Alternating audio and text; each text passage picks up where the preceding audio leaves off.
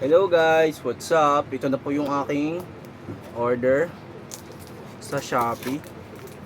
Ito siya guys. Galing pa tong Vietnam, itong baka itong naroon. Tingnan natin kung baka may nagkamali rito kasi pag may nagkamali, i-report natin 'yan. Seller. So buksan na natin.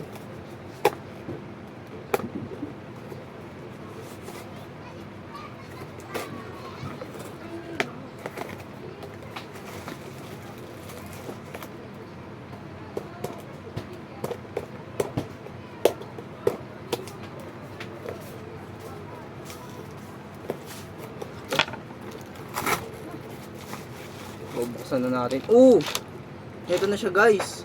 Nakapulupot lang si Lasher. Ito si Lasher guys. So, ito na siyang aming dineliver na Slasher toy. May ilaw siya pero hindi gaanong ang battery niya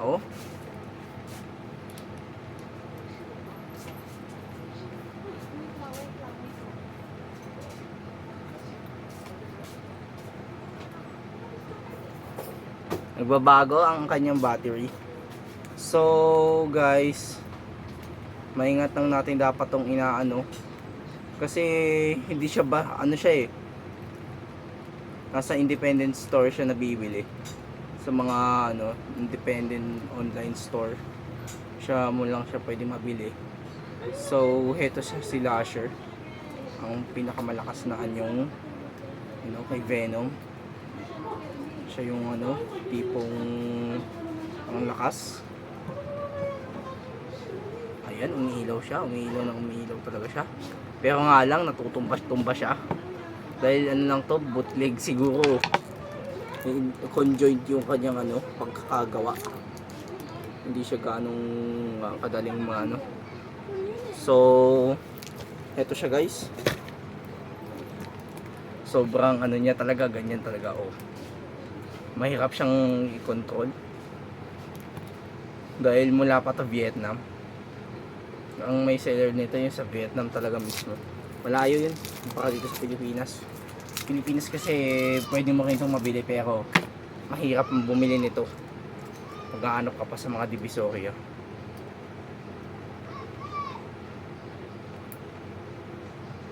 Ang galing. So heto na guys, ang pinaka hinihintay ng mga lahat. So lang din siya, bootleg lang din siya na laruan. Mga laruan pabata lang talaga to. Pwede mo rin siya i-display, pwede mo rin siyang ito yung may button siya talaga Pag pinindot nyo yan, meron siyang button. Galing. Meron talaga siyang button sa likod nito.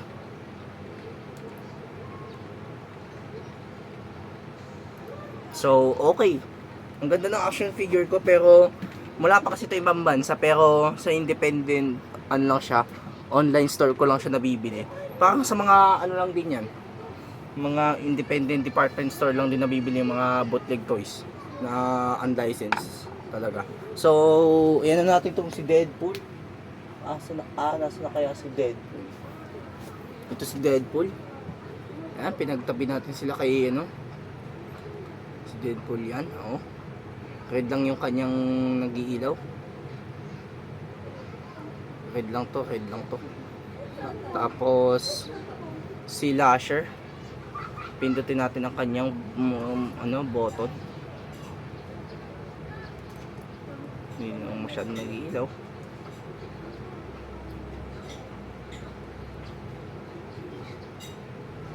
Ito kasi may pagbabago ng kulay ng ilaw. Pero ito naman, pag pinindot mo, red lang talaga siya. Pero sa isa rito, ayan,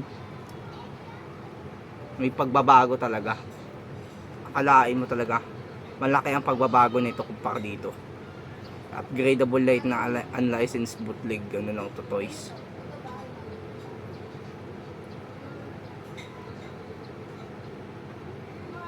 Pareho lang talaga yun. So, ito pa, isa pa. Itong pagkukumpara natin. Kasi na kaya si kukunin ko si Spider-Man. Ayan. Pagkukumpara natin, magkaibang size nila, magkaiba rin yung kanilang brand. Ito walang brand to. At isa pa, ito ay bootleg lamang. Bootleg lamang to na nabibili sa mga independent online store lang. Sa mga independent online store lang siya nabibili. Tapos yung isa naman ay yung si Carnage. Ilalagay ko si Spider-Man back. Ito siya. Magkaiba rin ang kanilang size.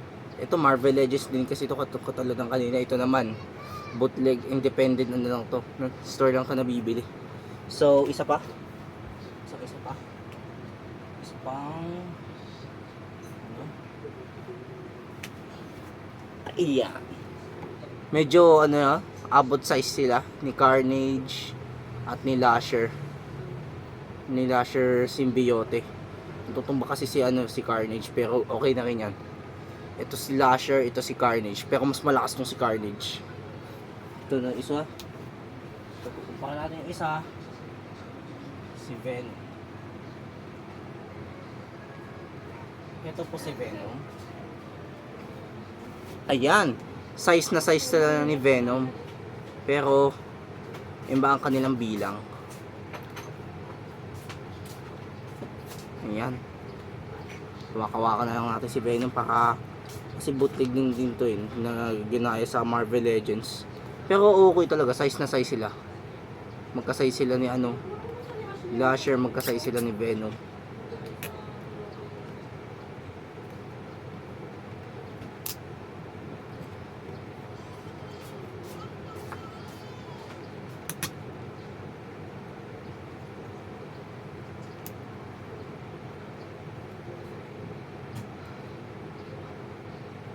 Ayan. Size na size, compared sila ng size. Pareho sila ng size ni ni Lasher Green. Tapos ni Venom. Ito kasi Marvel Legends din tong Venom ko eh. Itong si Venom, Marvel Legends ang brand nito. At original siya. Ito naman ay bootleg. Itong si Lasher ay bootleg ko lang siya nabili. Sa lang to, bootleg with LED light lang to. Iba to sa mga original na walang ilaw. Ito ay lang to. Bootleg lang to, bootleg. Minsan din nagpapatay-patay din yung kanya ng ilaw. Ayan. Pero kay Venom, yung wala talaga siyang ilaw. Wala talaga siyang ilaw dahil original to. Ito naman yung bootleg na na bootleg na laruan lamang na nabibili sa independent department store lang. So pati si ikukumpara pa natin ibang characters. Yung isa pa. So yung pwede natin kumpara characters dito. Ito. Si Morbius. Marvel Legends din to. Pero ito naman is pinagtabi lang natin sa bootleg Lasher. Sa bootleg Lasher natin siya ipinagtabi. Yung kanilang ito.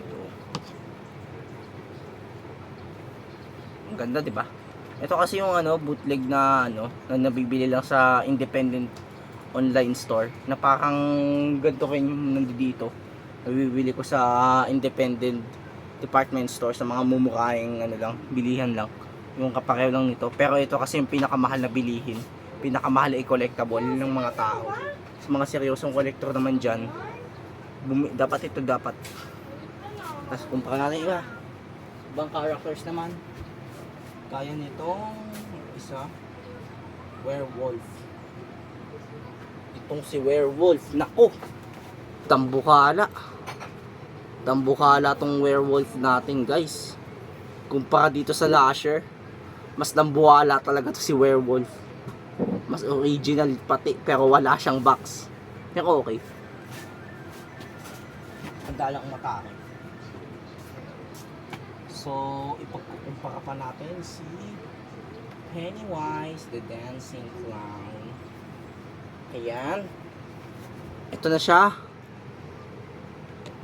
Si Pennywise the Dancing Clown. So, heto. Pinag-ano ko siya. Oh my God, what happened to you, Pennywise? Pero itinayo natin siya ng maigi para hindi siya pero kasi kailangan mo siyang pagka nagaganyan, nauuga-uga siya, pag sa Shopee mo siya binibili, dahil sa katagalan din, umuuga talaga to pagka maganda talaga sa mga online store, sa mga mamahaling online store, pwede rin may ganito, parang bootleg lang din, pero original din to. Oh my god, Pennywise, kasize lang talaga rin sila ni Pennywise, guys. And then okay,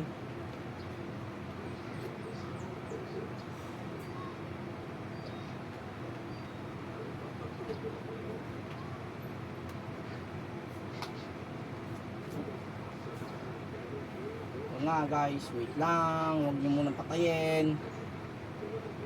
Ito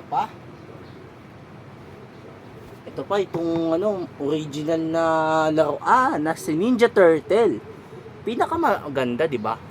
Pero ito pa rin yung pinakamagandang umiilaw, mas bago.